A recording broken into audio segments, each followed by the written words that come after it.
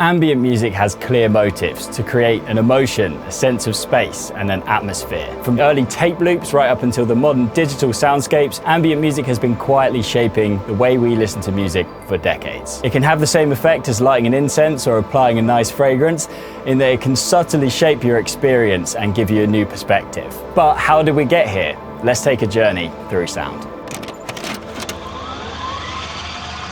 It starts in the 1970s with Brian Eno. After a car accident left him bedridden, he found himself listening to a quiet harp record at low volume. The music blended with the room and became part of his environment, which sparked an idea: music that lives alongside you.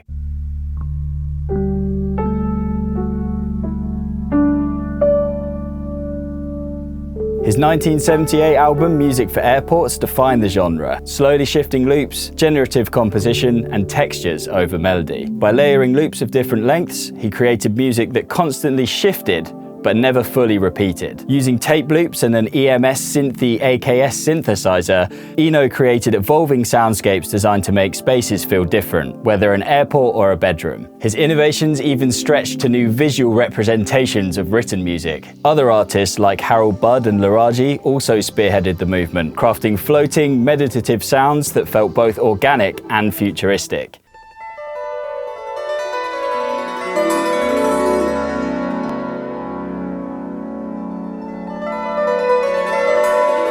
Japanese composer Hiroshi Yoshimura brought ambient music into architecture, designing albums like Music for 9 Postcards in 1982 to complement physical spaces.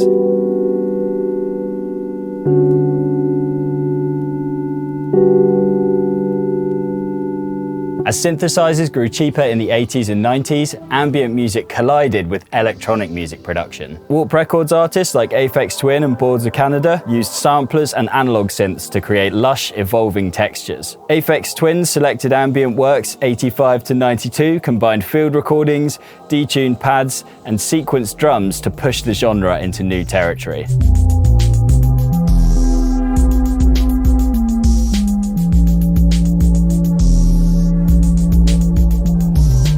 Boards of Canada, on the other hand, approached ambient music through memories and nostalgia. Their 1998 album, Music Has the Right to Children, blended warm, warbled synths with decayed tape loops and eerie, childlike samples. They used techniques like pitch modulation and VHS-style degradation to create an otherworldly yet strangely familiar atmosphere, music that felt like a half-remembered dream.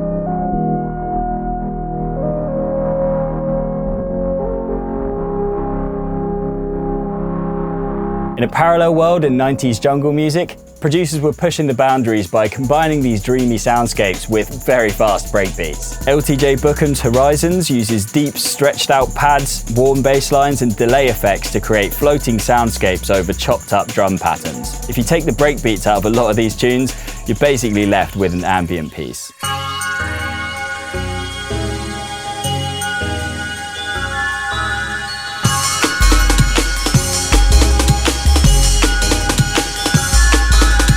Today's ambient producers are using digital tools that allow their sound design to be more cinematic and intricate than ever. Artists like One Heart, Ray Denshi, and Antent often combine the traditional elements of ambient music with contemporary genres like wave and lo-fi to create incredibly cinematic, dreamlike loops.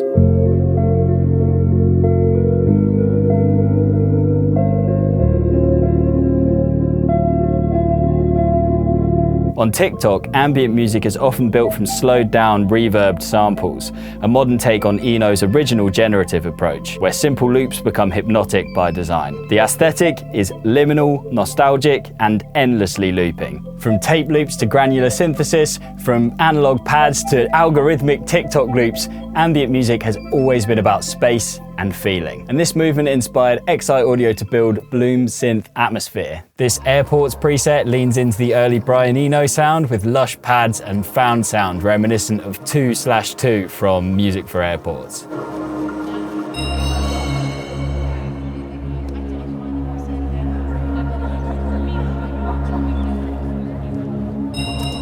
You can see here on the main page all of our core controls.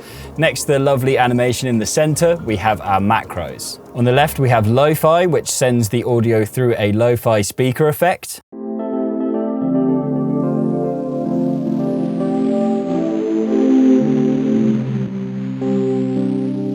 Modulation adds a nostalgic chorus.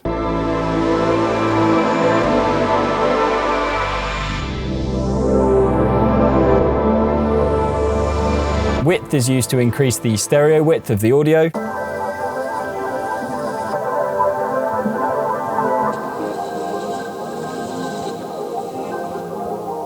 And Submerge creates this really cool underwater effect with filtering and reverb.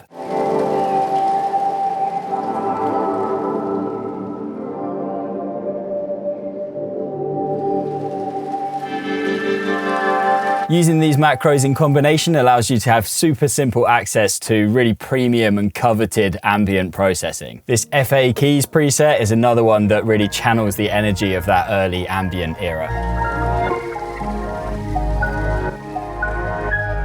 Playing the white keys here will just trigger an individual sample.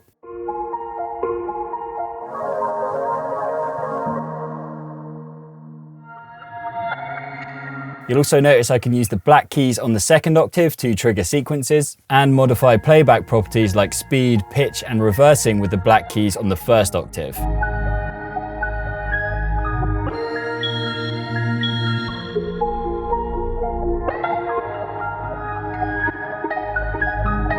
And we can get an idea flowing pretty quickly with these solid foundations. This MLD Drift preset as well, I've been loving. It sounds straight out of the Campfire Head Phase or Music Has the Right to Children by Boards of Canada.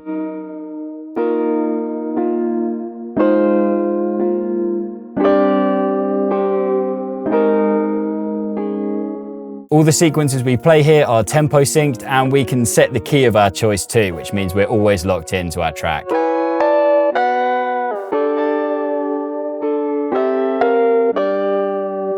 And now for something really exciting. We can now drag in our own samples into Bloom Instruments. Just drag something in and make sure you're setting any relative key or tempo information, and you'll be sure that it will gel with your patch. This FA Snowing preset is also amazing. It's instant liminal ambient vibes. You can hear it in context straight away.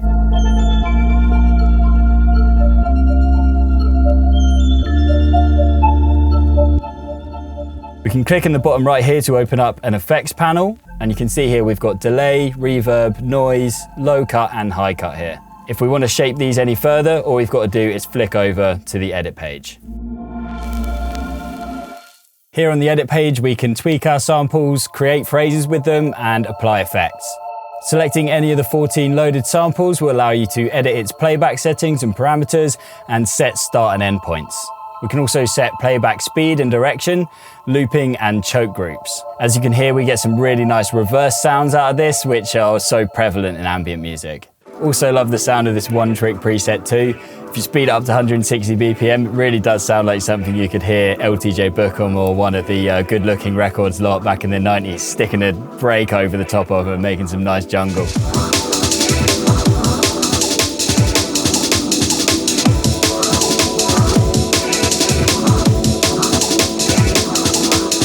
Within the sequencer, you can design your own sequences that use the 14 loaded samples and add some modulation too. We can set which samples are triggering where. It's also helpful to solo samples to hear which one is doing what. From here, we can play with controls like probability, velocity, and perform to make sure our loops never get stale. Perfect for crafting dreamy sound beds that loop over and over with subtle variations. And in full screen mode, it's really easy to see the whole sequence too. This Eclipse preset definitely channels that one heart kind of sound that has dominated TikTok for so long now. I'm going to use this preset to show you how to do modulation within the sequencer.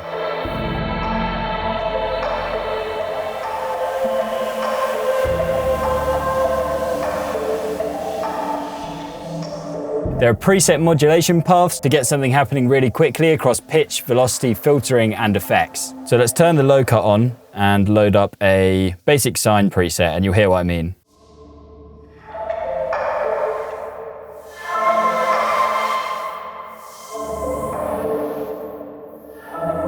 So that's a quick rundown on Bloom Synth Atmosphere and how it relates to the cultural phenomenon of ambient music.